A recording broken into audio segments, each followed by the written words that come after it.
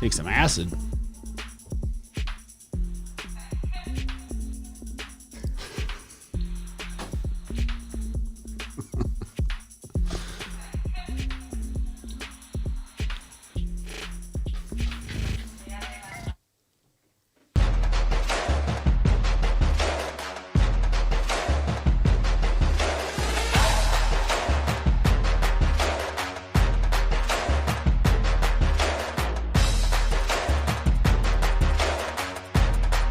Dan's a fantastic man. He really is.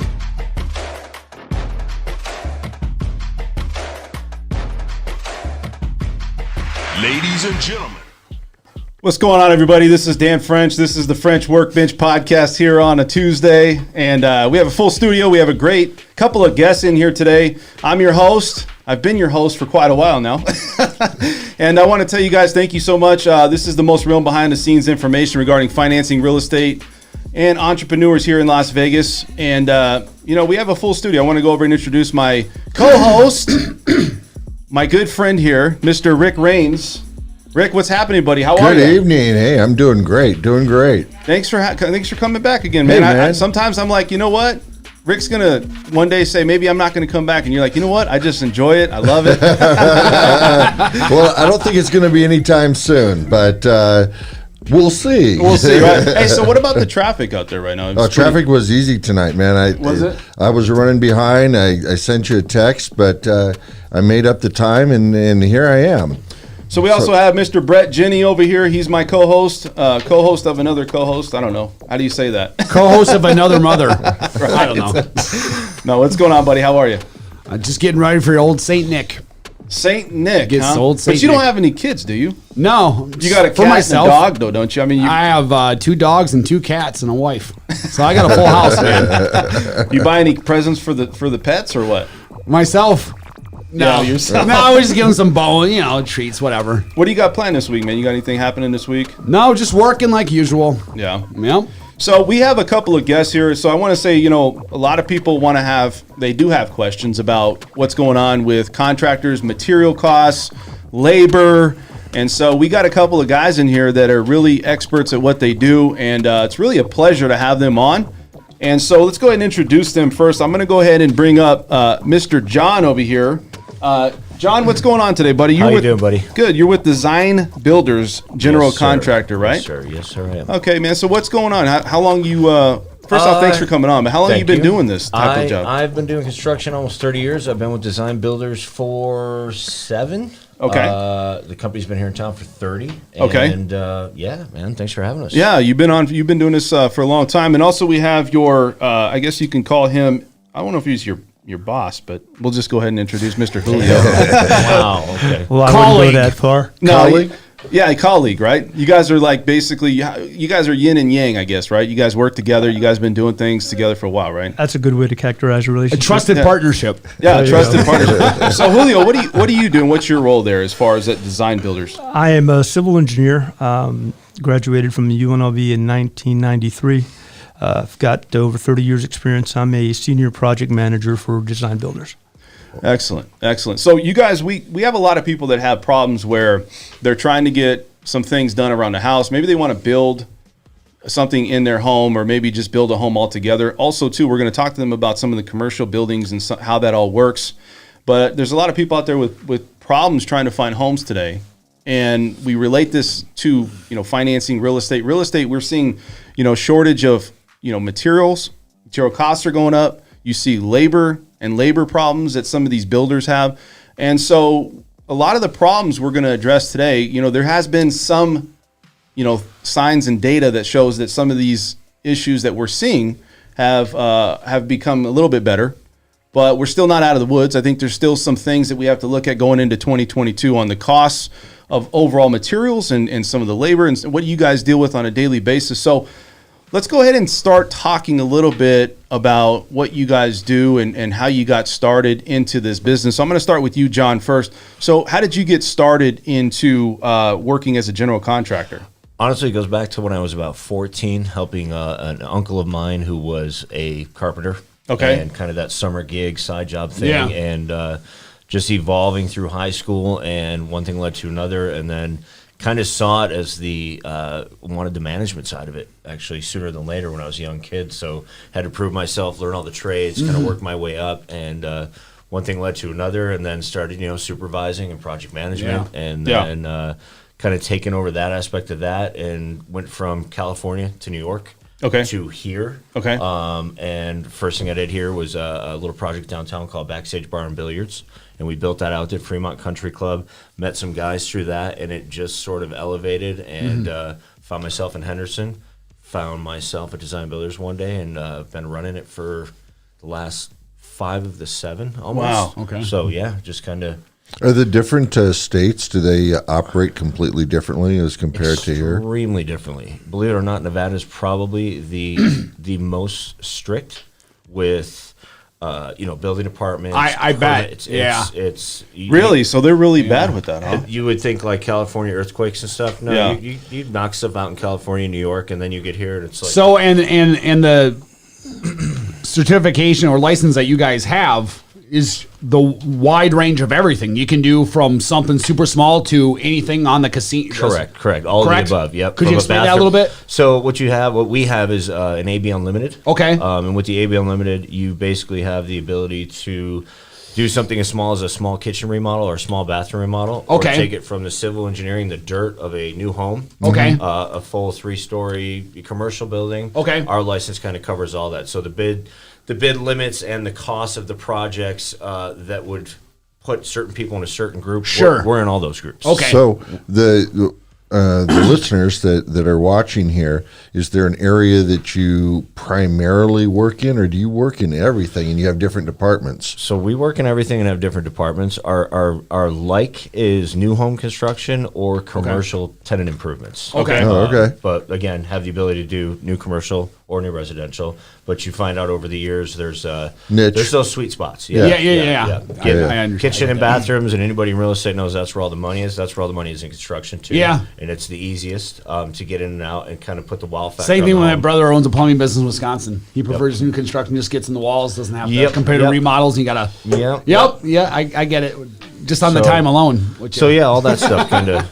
So let's bring over. I want to bring in Julio here, and Julio is a senior project manager for Design Builders. And so Julio, take me through the process of why somebody would need or what to look for when you're looking at somebody that's a licensed contractor, and what is the differences? Sure. Through the Nevada State Contractors Board, they typically have 3 classifications of license. It's A, a B, and a C classification. An A classification is your general engineering. That's a lot of the heavy civil work, roadway, plumbing, refineries, petroleum, all of the infrastructure that would encompass a master plan community, the water, sewer, your dry utilities. Then you've got your B, which is your general building. That's your vertical construction. Most of your home builders in town have what's called the B2 classification. Most of the contractors who work on the strip, who build the high rises, have what's called the full B. We're in a unique position where we have an AB, which encompasses all of the subclassifications. There's 23 subclassifications contained within the A, and there's 6 within the B. Okay. The AB encompasses all of those. Okay. And then you have your specialty contractors licenses, which are your plumbers. That's the C, right? That's your C. Your Okay. C class, plumbers a C1, a mason's a C. And I think you were explaining before we were on air that basically the C always has to be separate from like A and B. Like you can't be A, B, and C. Correct? And you have to hire those out. There's certain restrictions in the language for your B classifications where you as a B contractor cannot self-perform what we used to call the deadly 4. Okay. Plumbing, electrical, HVAC, and fire protection. Okay. You can have a B and then you can have a specialty license, but most contractors don't. So they have to subcontract with those specific trades. Gotcha. Okay. Gotcha. So, but you still control them, so to speak. We when do. You when you subcontract them. They are subcontractors. Okay. Ultimately, they're under our control. And then specific to the monetary limit, the Contractors Board imposes limitations.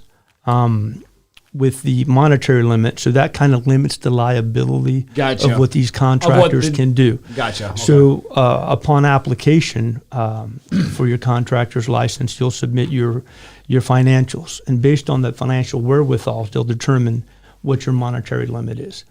Well, once again, we're in a unique position where ours is unlimited. Okay. We have no monetary cap. Okay. We So can- basically, that's So a does that- position that's earned. Does that feel? Yes. Of Absolutely. course. Absolutely. Yeah. Both, But- both from an experience standpoint and a financial Yeah, wherewithal. absolutely. Yeah. But does that filter down to the C classification as well? So, as an example, let's just say that you could build the Trump Tower or something like that, but a C plumber, he only has a limited on his particular license. Does yours override that so he could do the whole thing if you wanted him to? No, just for simple math, let's say we were doing Trump Tower Revisited, and it's a $10 million project, but the plumbing scope for that is $500,000. They would have to have a $500,000 monetary limit to be able to bid and contract for that work. And let's say they didn't. Can you do you normally hire more than one plumber then to finish it, or do you just wait to find the guy with $500,000? No, you couldn't segregate it. The contractor can apply for what is termed a one-time or a permanent raise and limit. Okay. So That's cool. he would have That's to how you do it. reapply, submit his financials, and if they supported that $500,000 limit, then they would in turn grant them a new financial, and he would be able to perform that work. Is that a normal way that guys get their limits increased? They do, because a lot of times they'll start small with a small idea. Okay, yeah. They'll start building residential pools anywhere in the neighborhood of $30,000 to $40,000, $50,000. Then somebody can talk to them about building a commercial pool. Now Right, you've jumped right, into the right. $150,000 Okay. market. Got it. So they can go ahead, and if they foresee the future and are going to stay in that environment, then it behooves them to procure a up. permanent raise and Sure. limit. So you guys have actually had some issues. I think a lot of people do, especially contractors, where you've had to pass, unfortunately, some of the cost to maybe the people that you work with, right? Or not people, but maybe just companies or whoever you're doing work for. Is it because the cost materials have increased so much? I mean, is that how it works? Or just kind of tell me what you guys are going through as far as the increase in cost for materials and contracting work. I mean, are you guys dealing with that? Absolutely. I can elaborate on that a little bit. What we're noticing the most is customers who are doing something 3 years ago in their home. You did your bathroom, you did your kitchen, or you did an addition to your home. And, a few years ago, the price was $80,000, and now it's triple. Yeah. Because lumber prices have tripled, metal prices have tripled. You can do the work, they're okay with the price, but then you're also waiting 9 months on a bathtub because it's stuck on a ship that's locked up in the harbor that Right. they can't get unloaded. Yeah. And it's more of a sitting down with these people and kind of, they understand the economy, but you got to kind of lay it all out to them again, what it's going to take, what it's going to cost, how long this is really going to take to start to finish, and what they're looking at. And we have those people that understand, and then you have those people that just No, I was at a can't. builder's earlier, a builder last week, and basically their management was just getting off the phone with them, Yeah. with the sales agents, and basically were like, hey, you need to go back to all the people and you need to explain them. But here's the thing, that the people building the homes, they understand, but they're caught. Some of them are their lease is getting up. Yep. Their kids got to be in a certain school district by a certain constraints. time. Yep. And so they're going against Aldo, and they're basically saying on some of them, you're going to be waiting another 6 months. Yeah. Because literally things are taking that long. Yeah. So it's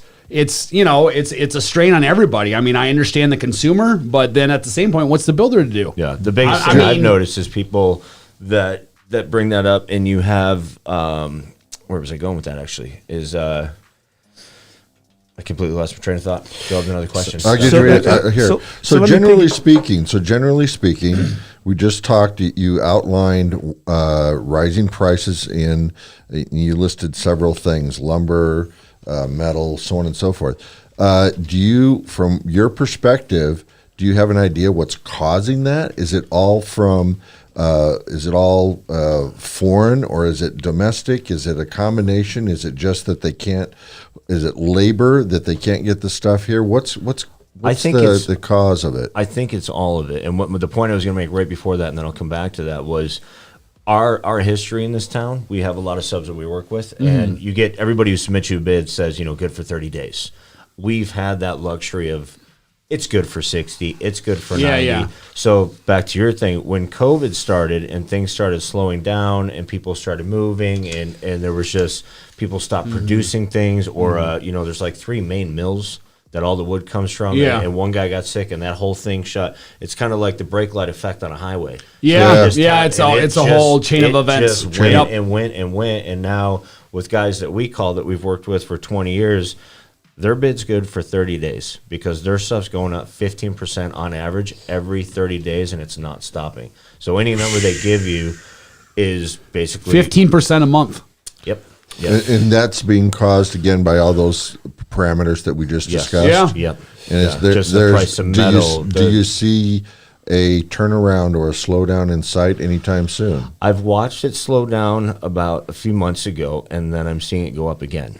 And I don't know why. That I don't know. I was at one point tracking lumber, tracking COVID, and all that. Yeah, stuff, because and lumber went and then down, but now it's going right back. Dude, up I again. know it's. You used to go buy a sheet of OSB for $8, and now it's $60. It's crazy, man. It's absolutely crazy. So just to piggyback on John's comment regarding the price escalation and the time frames, I got a bid today from a truss wood contractor who said they're 10 weeks out for a product they used to deliver in 4, and he can hold his prices for 5 business days. Holy. Wow. Yeah. So how do I mean? So basically, Right. So how do you can't plan hold for them at that, all. man? Because 5 days, but nothing's going to happen in 5 days. That can be a realistic. True, and there is So planning other for than that. You're doing a speech- brand new home that's a dirt lot. Yeah, you gotta okay. realistically tell the homeowner, okay, So by you're- the time we're vertical, so then you go to the sub and Gotcha. go, listen, I need the trusses for next August. What do you think the prices are next Yeah, August? yeah. Because you'll bid these You're jobs. forecasting a bunch of Yeah. stuff because that's It's all it's you can do, juggling. man. Yep. You've got to be within your numbers. How is that working? I mean, realistically, how's that working on your larger commercial projects that they don't get done in 6 months or even 12? They may take 2 to 3 years. How is that impacting? A cost plus process is what we call it. Where Okay. basically you sit down with the client as the numbers change and you have it an open book. Yeah. You're not lump summing this together. I bid your building out for 150 grand and then next year you go, now I'm ready to move. Well, now that's 300 grand. And people look at you like you're crazy. Well, so you sit down and you create a kind of a reference price, if you will. Kind of and like a then spreadsheet type thing? Well, and then every 30 days, where are we at with the project? So it's Where's the market? communication. How many- Yes. You're just listen. So- Here's where we're at all Constant- times. constant I hear that, especially when you're talking about commercial. So how many of these projects that you are starting or have been starting in the last year and a half are basically falling by the wayside because the costs have basically outpriced them as to what they can do? Has that happened? Like 10%. 10%. Yeah. Wow. So it is happening. Because money's good right now, so people can get the Right. money. You just got to move on it before it's not enough money. So you work Right. together, That's and what I'm everybody's saying. juggling the same thing. Yeah. the And land, everybody's the lumber. working together, but 10%, sometimes it just doesn't work. Yeah, So I got a question Cost of too. doing business. So building permits, things like that, right? Is that something that's a challenge? I'm sure it is for you guys, right? To get those, people don't know. Like obviously, when you go buy a new home, Brett, you can know. Yeah, this man. and- You get those permits Yeah. pulled. I mean, way before. When- I mean, Yeah. people don't I'm understand. over Yeah, here. yeah. So when do you start that process of like getting all these things permitted, right? Where you're starting to get the process up the front. second you and I Yesterday. can agree that we got to move as fast as we can to maintain a price, and we sign a contract, it's Right. permits, because that's again Yeah. too. The COVID, the shutting down of the offices, Yeah. everything digital, the transformation of going from paper to computer and the glitches. Permits used to be able to walk over a counter if it was small enough. You hit the first person, go down the line, and walk out the door. Yeah. Bigger ones, a couple weeks. I tell people right now, anywhere from 3 to 6 months. So for a that's- permit. And So almost like if all that was on blockchain, it could go pretty quick, Yes. huh? But so all I'm of, assuming permits don't expire, do they? Yes, they do. they do. They do. huh? So- You have to renew them regularly. So you get on a job where COVID happens again. I keep bringing that up, but it's kind of Right. in my Yeah. mind. This is where all this started, and nobody can work. Well, if you don't call an inspection within 90 days, then your permit gets flagged, and then if there's no activity within the municipality of that permit, they yank it, and then So you got this- to pay again to renew it. So to this keep whole moving. frickin' thing with supply chain and all of this is just, I mean, an ongoing, revolving. It's a circular pain. issue. Circular issue. Yeah. That I didn't think about. Well, and- wow. and It encompasses all. It does, and furthermore, all of the building departments have kind of become technologically savvy. That the ability, like John was mentioning, to walk in and hand carry a permit, those days are gone. Some of these older contractors that aren't technology savvy have to walk down to the building department. They have a scanner Yeah. dedicated for walk-ins, where they have to scan the documents. Wow. Wow. Really? Correct. Wow. So you guys have pulled a lot of permits. Now you also do commercial. Man. Let's talk a little bit about that. So you did a Wahoo's, right, recently. You got The new Wahoo's on Eastern, Yeah, yeah, so here in Henderson. Take us through the process. Walk us through like how that all started and then the How time long it period. took. Yeah, and how long it took. That we got very lucky with that one. So Wahoo's, as you know, is a chain here in town, and they kind of pre-picked their locations. That was an interesting one because that was a Hooters before that and a half Sure. shell before that. So they contact you and say, "Here's what we want to do." yeah, Okay. is this something? Usually, it's the phone call. Is this something you can do? So Okay, this okay. was basically a rehab as opposed to a build from the ground up. Correct. Yes, and believe it or not, it's a lot easier to build from the ground up to rehab. I that bet. place. I Look at bet. that. So that place had been abandoned 'Cause you don't have to tear- yeah. Yeah, we had Yep. to get down into the concrete 7-8 feet. And but you got to do, yeah. it's a lot. It's You got a lot. you got to deconstruct to build it properly. Exactly. I tell some people, it's better off there's bulldozers saying. No, go you're back right. up. You're right, man. It's- But that was one of those. Can you do this? Are you interested in doing this? Fortunately, they already had it drawn. They had an architecture. It was drawn. It was already in the permitting process. So basically, it was me putting numbers in a schedule and a crew together to bring that to life. And I want to say, from the time we signed the contract till they served their first customer, that was probably what you would see on paper as a 5 to 6 month project. We were in and Wow, out in that's about quick. We were in and out in 3 months. Wow. Wow. Yeah. That's lightning. And that's around the clock, working every day. You can work at night, you can work weekends because you didn't have to worry about the neighbors. So Yeah. it was a unique thing. But Yeah. So not like paving our streets. no. No. And the huge thing with that. Why was does that take a year when it's Yeah, why does it an take? eighth of the? I don't understand that. And Something why are to do with the the workers. Never. and why are the road closures up on the weekend when there's no workers? I understand that. Just keep those cones up, man. You know, Dude, that's- I've seen people pull up to intersections and get out and move the cones. That's Vegas to a T. And they're strung out for 2 miles, and you see and you see a landscaper at the end of the cones. Yeah. Or it's 2 lanes and all of a sudden out of nowhere, no warning, just boom, 1 lane. yeah. You're like, Yeah, that's definitely crazy. So what's the time period? Like, let's say it's always different, but let's say for a house that you guys work on, do you guys build it from slab up? I mean, is it you break ground, you get the permits? How long does that typically take?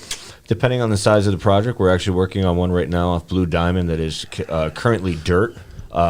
We should get that rolling probably the first week of January. First week of January. I would see if all goes well in a perfect world that guy would be living in that home first or second week of January the following year. So I guess the question to me is there a benefit, and maybe I'm off topic a little bit with it, but versus going with you guys as your general contractor versus let's say a builder, right? Like, is there, because you got to do the same things they do, they just do it on a grand scale, right? Yes. they're more custom. Right. Well, no, I tell people our in my opinion, our huge benefit is there's a term design build, and that's kind of draw as you go, if you will, for layman's terms. But Okay. we have an architect in house. We can draw and stamp our own plans. We're one stop shop. So you go architect, then you go land guy, Yeah. then you get the GC. We're all that. It's all in house. So Yes. if there's anything that comes up or needs to be taken care of, Yes. it's dealt with immediately, We and can everyone's draw on the it, same we can page. engineer it. We can, and then when you have a problem with the plans, you don't have to go back to the architect. And I got to RFI him. Yep. You call us. It's all in house. Yes. So One I've got- phone call, you take care. Yes. I've got a friend of mine, literally, I talked to last week. She wants to bulldoze her house. She's got the bucks, and she wants to build a brand new house where she's at. You do something like that? Yes, the We first would- thing I would ask is what year was the house built, because you have old. You have asbestos, Asbestos. and then it's usually not worth tearing that home down. What year is that for asbestos? Is there like a pre-81? pre 81? Yeah. At least you got to Pre-81. test for it. And if it clears, I mean, it could be built in 72. If it clears, you're good. But if that has asbestos, the requirements by law to contain that dust within the neighborhood, burn the stuff, you're talking, I mean, it quadruples the price. No kidding. To throw it out. Wow. It's all regulated by the So state. to clean it up properly, Yes. is going to cost 3 times Yes. than if you just left it alone. Yes.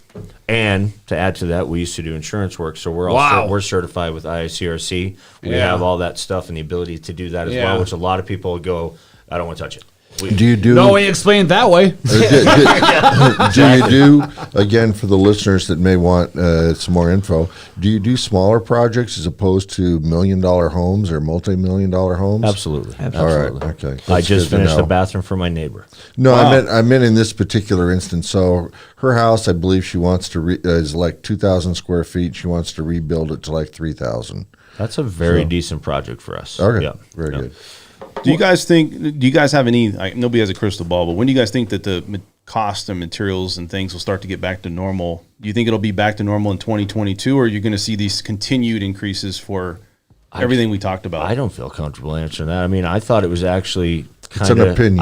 I thought I was starting to see it. Yeah. And then I saw something on the news the other day that I thought this might not happen for 5 more years. But Yeah. I was thinking, I'm not a realtor by any means, but housing market, lumber, construction, everything, I thought there'd be some sort of turnaround starting by springtime, summertime, and have that carry over. But I don't know anymore. I honestly don't.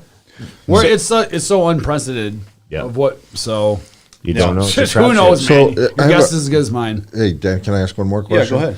Labor.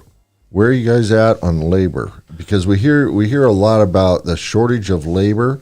And do you see people coming in from out of state filling positions, or do you see people from Vegas heading to somewhere where they can even make even more money? What do you see happening? My observation is there's so much work here alone. They can't build this town fast enough and expand fast enough that everybody's just chasing the money. There's work everywhere you Here's turn. where the money's at. So what our challenges are is working with subcontractors. It's just a matter of adapting to their availability. But we also contain or have in-house workers that are under us and under our license. So most guys, they're not going to touch a bathroom because they Yeah, go build no. That 30 helps. homes. That helps big time. And yeah, I got a guy in-house that I can put in your bathroom for 2 weeks with him and a couple guys, knock it out, permitted everything to your liking, and get out of your way. So the ability to self-perform as to subcontractors. Yes. Yeah. And a lot of guys don't want to do that. We And do both. So you're extremely flexible in that you can go either way. Yes. Yep. So you guys, there's certain insurance, and maybe you have to have a written warranty. I'm not sure if that you need that, but I want to go over that. So do you guys have to have a certain amount of insurance, or what types of insurance you guys carry for your company? I'll let you elaborate on that a little bit. Well, one of the insurance I wanted to focus on is the industrial insurance, and that's required by statute to have that. So we've got that. There's also certain disclosure requirements for any subcontractors or material men that furnish labor in excess of $500. So we've got to have all that paperwork, and then another requirement is to issue the notices of rights to liens to the homeowners. Okay. So just in case they don't pay us or the subcontractors, then they're fully aware that a lien could be be placed forthcoming. Based Yes. on that, yeah. Wow. So that's important to disclose. It's also a statutory requirement. Yeah. So you guys, I got another question. We're just kind of going through this, but we're going to throw some questions a little bit here. So the labor question, right? You think that 2022, I know you guys don't know, but just from the feel of like how things are going right now in the industry for you guys as far as general contracting, new homes, do you feel like it's going to get back to normal though? Like let's say third, fourth quarter, or you guys just really don't have I don't a pulse see, to that? As far as the momentum, I don't see the momentum stopping for at least the next 5. Because even if the market slows down, people have projected projects that far out. I see. And the larger companies moving here, the grow houses, the We're just getting marijuana, the started. Amazons, Yep, like we're just- that. we're just getting so the started. housing market slows down, and then again for us, the commercial side of it, they're going all the way out to 15. Yeah. Wait. You said an interesting thing there. The grow houses. So is that like becoming a huge thing even more? Yeah. Wow. Yeah. They're buying up facilities and land, and you can do it here now legally. So I'm just where's saying, the yeah. cheapest place So- to build? Where's So are they going north? Is that where they're buying this A lot land? of things up north, yeah. A lot of Yeah. things up north. So Yeah. going towards like Utah. Well, just outside of town here, like you get up Yeah, by the speedway with the I-15 as Amazon. you're heading out. Yeah, Yeah. once you hit about Cheyenne, it's like okay, then Craig, and then Elmer. Start, and yep, upward. you start getting. So you got a lot of I'm land out there. not in this industry, but and I'm sure a lot of people might have the question: how big? are these grow houses that are opening up north. What's the average size? I'm just curious. Like square footage? Yeah, how big warehouses. Are they? Yeah, how big are they? You're talking 20, 30,000 square feet.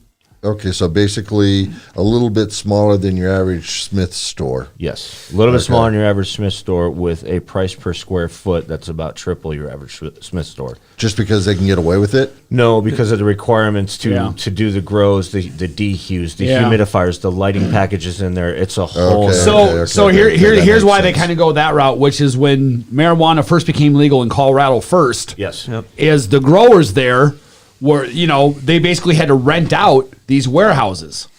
They couldn't buy, they had to rent them out at first, and then they had to have them fitted for their grow. Yes. And so what happened were the people who owned the warehouses, they would have a 2 or 3 year lease, and then the landlord basically would stick them with a whole new lease that was like twice or 3 times what it was before, knowing the fact that they have all this money invested in these grow houses that they would have to unfit and move everywhere else that they could basically get it for. So finally they said, you know what, we're just going to go in and we're just going to buy all of our own warehouses. Yes. Yep. And that became a whole business on itself. And where's the cheaper land? Where's there the you cheaper go. state There you go. taxes and all They said we're not going to be subject to a landlord doing that to us again. We're just going to build our own. Yes. And now that whole business took off massively. Yes. So go if ahead. memory serves, I think we're looking at a 15,000 square foot 15,000 grow for house here in Henderson. Yes. Wow. Not too far from here. Not too far, yeah. So It's a lot of weed. Brett's eyes lit up. Get to the point. Please get closer to the. Where's That's a lot of power. That's a lot of water. Do not answer that. Do not answer that.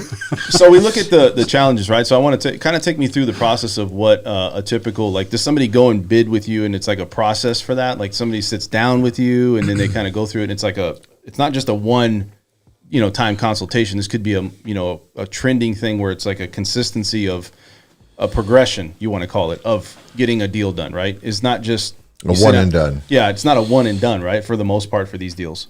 Each one kind of has its own way of getting there, but yeah, it becomes kind of a cookie cutter thing where you know who your MEP guys are. You have your plans. You know who you like to use. You send them out. They give you numbers. You build your numbers from there. You just know the process so well. That's what it is. It's just a matter of place. Okay, I got this situation, place here. I mean, you just know the process. I do. Well, yes. we So know well. the process and the players. And there you go. Yep. The Process and the business. And the town. Yeah. The example John brought up regarding the Dean Martin project, the cost plus. Mm-hmm. We're trying to lock down those contracts. I mean, as soon as we can, because we're back to the material escalation. Correct. We're fearful that it's going to continue to go up, Right. so we want to lock down those prices. But inevitably, we're going to be in a bidding cycle to continuously get new numbers to see if they're better than our existing numbers and to see in which direction they're trending, so we can provide good counsel as to when to lock them in. Not when to lock them in. So let's talk about what are some of the challenges you guys face. Is there something specific other than material costs and labor? Is there something you guys deal with here in Vegas? I know you said it's kind of hard to get permits here, right? That's the number one challenge for us. Permits? In my opinion, yeah. The time to acquire them, the trails they go through now because everybody's working from home. Sure. That you can't go down that line. Something that took a month now takes 3. You think you're there, and then another guy grabbed a hold of it, and he's got a question that the guy before him didn't, and you're answering the question and resubmitting, and you're constantly going, when are we going to have it? And then the customer starts calling, hey, it's been 3 months. How long does it take? And you want to be fair, but you go, I don't know. Yeah. We've actually incorporated some of those things into our contract that this is the goal, this is the plan, exclusions, anything pertaining to code upgrades, building department, to just not bite us. Okay, so that brings up a lot of questions. Is that because, one, there's that much building going on, more building, or is it because, do you think, that the guy's sitting at home watching his favorite show, and because nobody's looking over his shoulder, nobody's looking over his shoulder, he's just taking his freaking time. Do you want that honest answer to that? Yeah, I want him to give me an idea. I'm afraid to honestly answer that. Yeah, that's what I'm trying to say. I think it's all of it, honestly. Yeah. It's like Julio said, some of the excuse me for saying, but the older guys that aren't tech savvy just being stubborn and not. Dude, wanting that's to still give an us old that. boys town in a lot of Yeah, ways, especially yeah. in this business. Yep. Yeah, the inspectors. 100%, man. They don't want to break out the iPad and figure out what you're Yeah. sending them. They want the paper, and they don't have time to look at the paper. And so, till what are they you get going to home. go about pissing off the person you need permission from? Yeah. So then you walk that edge. Is there any scuttlebutt about it returning to the way it was? None. It won't. Absolutely It's not. kind of one of those things like the other businesses. People didn't realize they could run their company by having everybody work from home. Yeah. It saves them money. They're realizing the same thing. No brick and mortar. Yeah. So even, and I think the pioneer behind the movement was North Las Vegas, where you can have your water heater inspected on your phone. You call in your inspection. No kidding. They can upload the software on your phone. From your Inspector smartphone. Inspector says, take this picture, move it Yeah, over here, yeah. move across, take this picture, pan back, Huh. take And you're another done. picture, take a picture of that serial number. Shut we're done. up. Yeah. Wow. Well, that's what I did when I purchased our office building.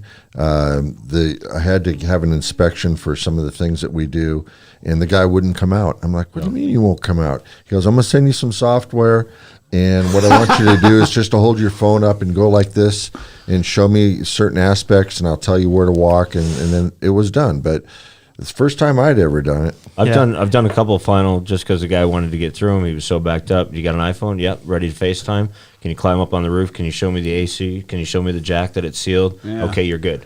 Because they don't want to come out. And they Yeah, don't have yeah, time to come I out. don't have a problem with it as long as it makes things go faster, as opposed to now I can sit at home and watch the tube for an extra 2 hours because I know I can get it done. Yeah. Well, my You know what I'm understanding saying? is that it does, because you've got a scheduled time, and then you've got an allotted 15-minute window. So you've got to be done in those 15 minutes, because then they move on to the next. Yeah. And I think ultimately the city of North Las Vegas is looking at drone inspections specifically for solar, Yeah.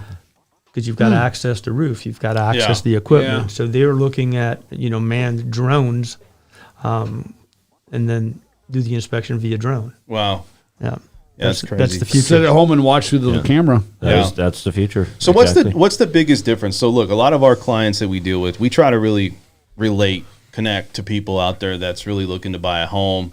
Brett works with a lot of new home buyers. We got people that are saying, is it a good time to invest? So what is the difference between working with somebody that's a general contractor like you guys' company versus, say, a builder? Like, what's the biggest separation, I guess, you would get from that? I don't know what the separation would be. I think the comfort level from the homeowner would be my selling point. And I'm big on no job's too big or too small. Right. The guy that lives in North Las Vegas who's got a rickety old home that wants to do something is just as important as the guy in McDonald Ranch that Right. wants to build an observation deck. I mean, you just have to hold their hand, understand what they can afford, what they want, and is it doable, and do it the right way. Yeah. I mean, there's no science behind it, really. Right. It's being a caring individual and selling the right job to the right person. And I tell people sometimes, you got to go with your gut. I don't feel like. Well, it's a listen, good man. fit. If you're doing commercial buildings, Yeah. then I trust you build my house. yeah, that's I mean, true. not only do you do quality, but you have a process down as well, or you Yes. wouldn't be doing the bigger ones. But Yes. here's another question, man, and the reason I'm asking is because I get this question in my business, which is how big are you? Because the larger you are, a lot of times customers feel that they're going to get lost. So, how many employees do you have in your organization? How large of a span do you have here? So we would actually be considered somewhat small because as a GC, our workers are our subcontractors. They're not our employees. So we have a solid team of, say, about 25 people. That's with, good size. That's with management, admin, piece rate Yeah. guys, all that. But then we have the ability to sub out 3,000 guys out in the field as subcontractors. Okay. But if you have that large office staff, multiple satellite offices and buildings, customers do get lost. I mean, Yeah. it's just a fact. Yeah, so let's talk about a little bit about, because we got to finish here in a second. I just want to bring this up. You guys out there, you're saying you're doing upgrades, let's say for kitchens, you do upgrades for bathrooms. You said no project is too small or too big. What's the smallest project you guys did or you've done? Replacing a stand for a water heater that leaked. Wow, Yes. There you go, man. Which is what, about 2 feet by 2 feet of drywall, Yeah. 2x4? that's got to be a record, Little right? drywall, little paint. But again, they need it. And Yeah. you can't just say, oh, it's too small for me and this person needs hot water. You got to do it. You got to do what you got to do. And then the other question I have is, what's the biggest project you guys have done? Oh, there's quite a few. I would say the largest in the last couple of years was probably the Water Street project. We were responsible for going down Water Street with some commercial stuff and some residential. We had some stuff downtown on Main Street. There's so many. That Water Street is still all screwed up. When are they going to finish that? That I don't know, because they keep going the other way now with the streets and the buildings It's and insane. the practice arenas. I was out there just a few days ago, and I wanted to shoot myself, I got one other thing here is I want to talk to question for Julio. So what are the key points that we didn't go over that somebody would look at as far as contracting and, looking for a general contractor? Is there anything I missed or anything that you would want to recommend out there to somebody? I mean, my standard recommendation is to procure 3 bids, regardless of the trade. Go to the Nevada State Contractors Board, research that license, ensure that that license is in good standing, it's active, verify that the classification that you're looking at is consistent with the scope of work that you want performed at your residence, verify their monetary limit, and then scroll to the bottom of the printout and look at their disciplinary actions, if they've had any recently, and if so, to what magnitude. Okay. We're going to have all their contact information. We're going to go over, we could talk all day with these guys. They got a lot of great knowledge over here, a lot of questions they can answer, but we got to move on, and we're going to talk to Mr. Rick Raines over here about what's happening in property management. If you guys have any questions as well, not just with general contracting, but what's going on with property management or also real estate, we're going to have them back. We're going to have them back, aren't we? Oh yeah, we're going to definitely have them back for sure. So what's happening over here? You got some articles that you wanted to bring up, which is key points, right? I was just going to bring up a couple of things. I was talking to Brett earlier, and just over the weekend, we're talking 3 days since we had our last podcast, that the amount of available sales has gone down 2.8% in 3 days. So as we said for weeks and weeks, Christmas is slow, and the same thing. The same thing is happening in property management. I am getting quite a few owner calls, and the reason that happens, inquiring owners, is because a lot of owners want to make the change at the first of the year. Now is the time to call. Give us a ring if you're looking to change management or to have management handle it. One of the things I wanted to bring up. This is just some general information I was kind of surprised at. There's 280,000 property management companies in the U.S. 280,000? 280,000. And I think half of them are here in Vegas. But it feels like it sometimes. So anyway, the point to that being is that if you aren't having your property managed, there's got to be a reason there's 280,000 property management companies out there. Give us a call. One of the things, and again, we brought up recently, is the fact that the city all around the country is changing. Brett's brought it up many times with these different groups that are buying a lot of homes. They're turning into rentals. One of the things, 2 things that I found out is that because of the mandates in evictions, it actually caused higher costs, excuse me, from the standpoint of cleaning and overall maintenance because of the pandemic. That's in part is what has caused some of the rising costs. Also, what's interesting is that the city of Minneapolis, state of Oregon, California, Maryland, and Virginia are banning single-family home zoning. They're restricting it. Really? They're restricting it. Why is that? Well, what they want to do, and when I say restricted, is that you can still, they're altering it so that instead of it just being single family, it can be multiple as well. So what they're doing is they're pushing towards more denser populations in smaller areas, and that goes again with what we've been discussing about these groups buying into different areas. So the whole thing is when you're having these hedge funds come in and buy 1,500, 2,000 homes from D.R. Horton or something like that, the issue, which you naturally think of is, well, now these are all going to be made potentially for rentals. Correct. So, your typical residential zoning that you have, what's going to be going on with that? But right there. Right there. So case what, in so point, what they're they're going going to do through is the boards and they're changing the zoning. They're changing the zoning. They're Yeah. making it so that it's a denser. They know it's coming. Denser population in the same geographic area. The other thing I wanted to bring up is what people, owners and tenants look for specifically today with property management and what it is that they're expecting to get. And most of this, like our construction friends here have outlined, is going electronic. So for the most part, gone are the days where the property managers required you to come in and do everything by hand, physically. Of course, there's still some people out there that want to do that. Our firm does it both ways, but here are some of the things that are common in the industry and common with us electronically: payments, communication, listings, document sharing, maintenance, residential portals, client portals, reporting, inspections, and analytics. So those are some of the highlights of what it is that property managers in general supply or give to anyone who's interested in working with us. And other than that, again, we're back to the same thing in property management, is worrying about labor concerns. Property managers are having the same labor concerns that every other company and industry are having. So finding qualified people can be difficult. And again, our firm been around for 30 years. We're good to go, but there are a lot of companies out there that are having trouble answering the phones and getting people to go out and do inspections and things of that nature. So from a property management or from an investor standpoint, you need to be a little bit patient with them. It's the same in every industry that's going on right now. And as the country reopens more and more from a national standpoint, it's just going to intensify with trying to find the right people for the right job.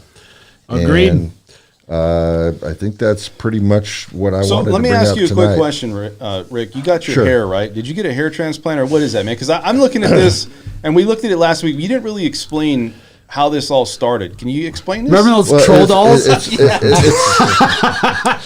Not only is a member, he's the president. As I said on Saturday, there's a lot of guys that go out there that use Rogaine, and I decided to just nip that freaking in the bud. It's too expensive. So I went out, and for those of you who don't know, my last name is Rains, so I went out and we did Rogaines. Rogaines. And overnight, man, here we go. Well, And Rick, it's I'm all going to tell good. you, if I take my hat off, I'm going to need some Rogaines as well. Brett and I we were perfect candidates, right, Brett? I shave mine on purpose. I mean, my whole thing is you can't fire me because I quit, so I just shaved it. Even You don't have patches or anything, right? No, man. I mean, I could grow a full set of hair if I wanted to. I just Well, that's Man, So anyway, I've got a story. I've got a story about this. I've had these types of visors for years and years and years, and I have a group of friends that I play a game called Magic: The Gathering. But it's a card game. But anyway, it's all over the world, and we were having a large convention here down at the convention center, 10,000 players, and of course all the guys know me. And they were standing in line, and they yell at me, "Hey, Mr. Rains," from, like 50 people back. And there was a young girl standing next to me. She was probably about 21. And, of course, she turns around to see who's yelling at me. And at the same time, they turn and look at her, and then they start pointing. They start pointing at her like this. And I knew what it was that they wanted. So she turns to look at me like, "Why are they pointing at me?" And I said, "Well, it's because..." And I took my hat off, and she just screamed. I was about to scream, Rick. I almost jumped out of the chair over here. Because from her perspective, I was taking the top of my head off, and there was just this scream that went out. And of course, all the guys, they just busted up because it's happened way more than just once. It's a frequent thing. Do you guys have any other questions for Mr. Rick Rains over here, ladies and gentlemen? I myself do not know. No? Brett, you guys have any property management you want to give me? His new nickname's going to My question off air was actually going to be, but I guess I should ask it on air, is define excuse my ignorance, but what kind of property management are you doing? Like, We do residential. so not multifamily homes, Yeah, just sure. houses. Oh, you do both. Yeah, Okay. yeah. Any place where where you live. I can tell you this. I get probably about 10 calls a week for somebody to rent a house. Now, I don't refer all of them because sometimes it's like doesn't work out for Rick, but I mean, he's my go-to guy, right? For anybody that's looking to rent anything dealing with property management. This guy was on, which news channel were you on? Channel 13 Live News. Yeah, he was on Channel 13, so he's got a lot of good knowledge on that stuff. But yeah, man, if you guys have anybody Rick's that the man. Rick's the man. So let's go over here. We got to move over to Mr.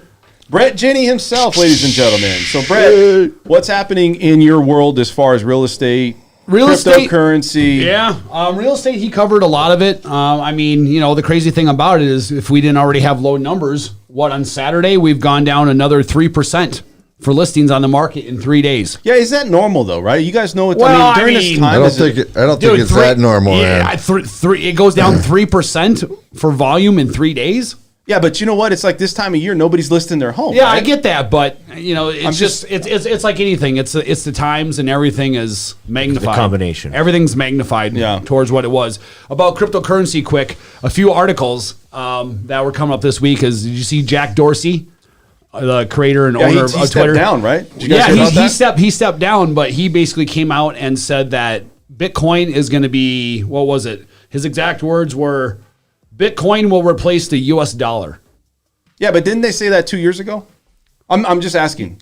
Correct. So he didn't say tomorrow. Okay. That's a good point. Yeah. But if you want to look at someone's track record, he would have a good track record of being ahead of the times. So, that's one of the reasons why he stepped down from Twitter, was to focus more on Bitcoin and more on cryptocurrency.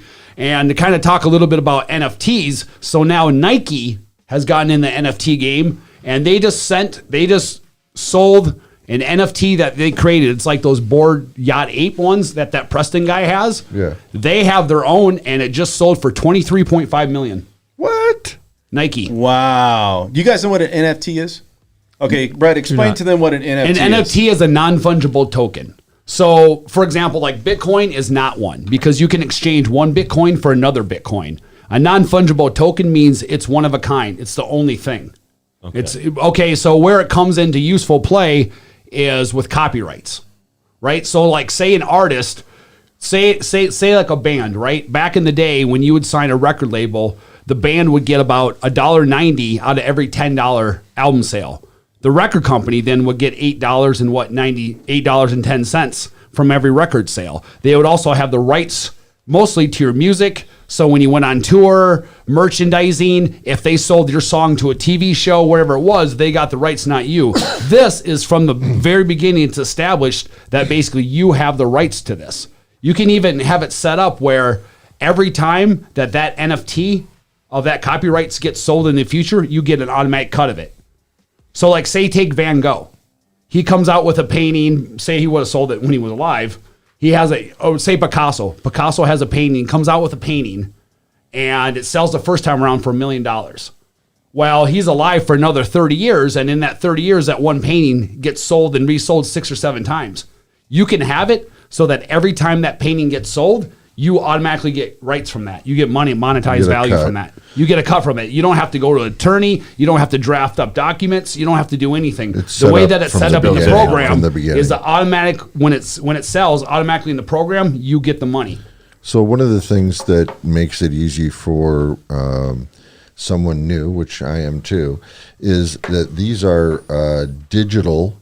Okay, so let's just say like a digital picture, so to speak, is what it is. And that's what you're transferring, and it's one of a kind.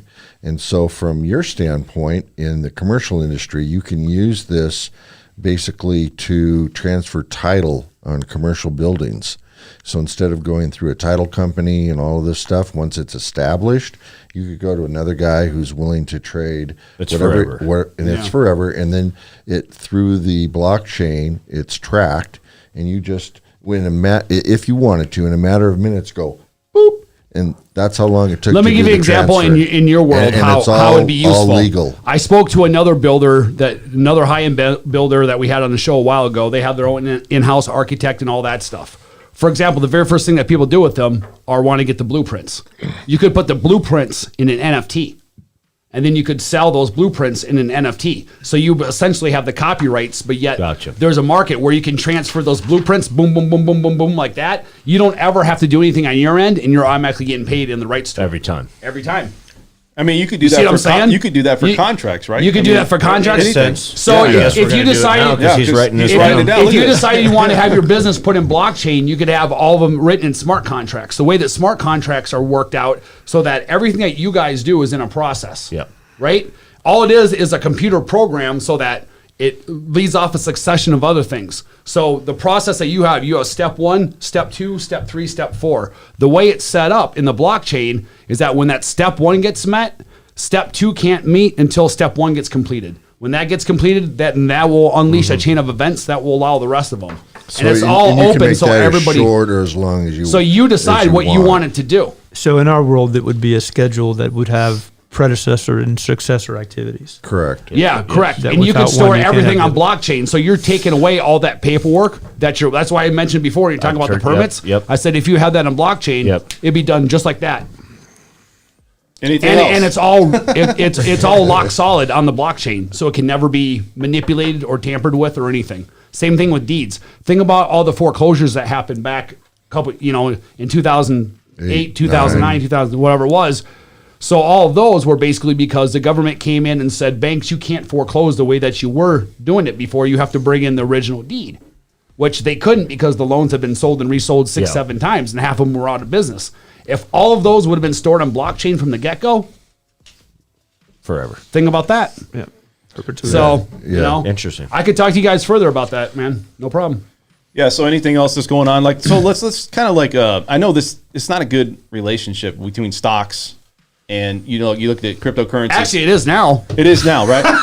now what I've seen is that you see a lot of similarities, and you see that some of these investors, because some investors actually put in a lot of money into cryptocurrency, they're taking their money out of that. It's considered a riskier asset. We saw numbers. Is that going to continue, you think, going into this next year? They're in relation with each other right now. They used to run opposite of each other, which when the stock was going, stock market was going down and inflation was high and the market was crashing, so to speak, or whatever it was, then that's when cryptocurrency and Bitcoin was going up as a hedge against that. But this last year, when stocks have been down, crypto's been down. Is this going to be a bull or bear market going for cryptocurrency in 2022, Brett? Ever changing. The same people a couple months ago that said if it doesn't happen by December, then it's gonna be going into a full bear market, are now saying, well, it's gonna continue into next year. I'm not sure when with the different numbers, but the common factor a lot of them have that they say is that Tether is basically a stable coin. Okay. So it's basically supposed to be tied to the US dollar. The point why that is like Bitcoin can rise and fall 10%, 15%, but a stable coin stays the same. 99 cents, $1, whatever it is, it stays the same. So a lot of people that are buying Bitcoin, or a lot of Bitcoin is backed by this Tether. But there's a lot of questions about Tether, and is it really backed? And is it backed by securities? Is it really backed by the US dollar? It's never really been proven. So the long and short of it is, if the government decides to come in and call out Tether and say, hey, we want to see your documents, we want to put a freeze on everything, if the Tether market had to pull out underneath Bitcoin, that would tumble Bitcoin. Huge. It would eventually recover, but that would be a sure fall thing. So it's a matter of, at any time the government could do that or not come and do that. It could be 3 years down the road. It could not do it. There's always that uncertainty. Yeah. You guys, it seems to me that the cryptocurrency market in general is going to continue to rise, just like we've been talking about the real estate market. And the reason being is, as Brett has brought up many times, is that it's a limited supply. And as more and more people become aware of it, there's going to be more and more demand for it. And it may not have the huge fluctuations, or it may, depending on what the product is or what the. I mean, I'll be honest with you. I'm in favor of it not fluctuating. Yeah, because that's going to get more people to support it. I mean, you want real money to get behind it, which there is. But think about how. I mean, everybody that I know, 45 and older, who has real money, they're like, dude, this thing can move like this. It can move like that. It's a lot of uncertainty that scares a lot of people away from it. Sure, but You know? but am I not right in saying that if it went up 5%, just like the real estate market, that it would continue that way, because then more and more people would see the legitimacy of it. I think that's what's going to. That's why last year at this time, Bitcoin was like $20,000, and in a 2-month period, it went from 20,000 to like 65,000. And when it hit 20,000 for the first time in 2017, I was shitting bricks. I was like, "Are you kidding me?" I never thought it'd go above 20, and then 65 makes it look, So, all right, we got to wrap this show up. Great information. No, I love it. I'm just trying to bring it to a conclusion here. So, first off, Rick, gentlemen, you guys, John and Julio, I want to say thank you guys for coming on, and we're going to give you guys a quick pitch. Thank you. Real quick, Rick. Got anything to say here at the end of the show? Yes, please get a hold of us. We'd love to talk to you. Atlas Group LC, www.property-mgmt.com. Look me up. Mr. Brett Jenny, what's going on, buddy? What's happening? Trying to get through the week, man. Make it to Christmas. How can somebody get a hold of you? 702-628-3476, which is 702-628-FIRM, 628-FIRM, or BrettJenny.com. Man, that's a couple of firms. BrettJenny.com. I heard firm like 4 times. Firm just like the guns here. You don't really got hard. the guns like Hurricanes, buddy. That's Rick's taking me to the gun show, You don't man. got the guns. He's got the guns. Oh, come on. You got some pistols. He's got some bazookas. You want to take the Pepsi Coke challenge? Let's go over here. We'll go ahead and introduce, or not introduce, but conclusion with Mr. John here. And John, how can somebody get a hold of you and your company? You can call the phone number on the card, which is 702-567-1500. You can email me at john@designlv.com. That's LV like Las Vegas. And yeah, you can check out our website as well, designbuilderslasvegas.com. Great. How about you over here, Julio? Anything else you want to add to that? Same thing, office number, and Julio@designlv.com. Guys, we want to say thank you so much. Please hit that like button, smash it. Also, subscribe if you guys like this content. We're going to keep putting this content out. Put any comments in the comment section. We're going to have John and Julio's information in the comment section. Also, if you guys want to get a hold of them, phone numbers, emails, everything in there. And again, this is the most real behind-the-scenes information regarding financing, real estate, money talk, entrepreneurs. I'm Dan French, your host. We'll see you on Saturday. We won't see you on Saturday. Next We'll Tuesday. see you next Tuesday.